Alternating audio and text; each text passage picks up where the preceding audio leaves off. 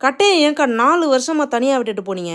அவன் எவ்வளவு ஏங்கியிருப்பான்? எவ்வளவு கஷ்டப்பட்டுருப்பான்?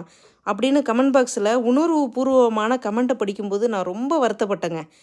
கட்டைய எங்கேருந்து தூக்கிட்டு வந்தோமோ, அந்த இடத்துல கொண்டு போய் விடும்பொழுது, அவன் அங்க இருக்கவே மாட்டேன்ட்டாங்க. மீண்டும் மீண்டும் வீட்டுக்கே ஓடி வந்துட்டான். அப்படிப்பட்ட கட்டைக்கு நாங்க என்ன செய்றதுன்னே புரியலங்க. யார் வீட்ல விட்டாலுமே அந்த வீட்ல தங்க மாட்டேன்ட்டான். மீண்டும் மீண்டும் இதே வீட்டுக்கு வந்துட்டான். அதனால சொந்தக்காரங்க வீட்ல, பக்கத்தில மாமனார் வீட்லலாம் சொல்லி, அவனுக்கு எப்பலாம் அவன் அவங்க வீட்டுக்கு போறானோ, அப்பலாம் சாப்பாடு வைக்க சொல்லியிருந்தோம். எல்லார் வீட்லயும் சாப்பாடு வைப்பாங்க. என்னதான் எல்லார் வீட்லயும் சாப்பாடு வச்சாலும், நம்ம வீட்ல சாப்பிடுற மாதிரி இருக்காது இல்லையா? அதனால கடத்தெருவுல போய் ஹோட்டல்ல சொல்லி வச்சுட்டோம். கட்டை இங்க வந்தானா, அவனுக்கு தவறாம சாப்பாடு மட்டும் வச்சுருங்க அப்படின்னு. அதே போல ஹோட்டல்லயும் சாப்பாடு குடுத்துருவாங்க. ஹோட்டல் லீவ் விடுற அன்னைக்கு கட்டை கிட்டத்தட்ட 3 கிலோமீட்டர் பயணம் செஞ்சு, என்னுடைய கடைசி மாமனார் வீட்ல போய் சாப்பிடுவாங்க.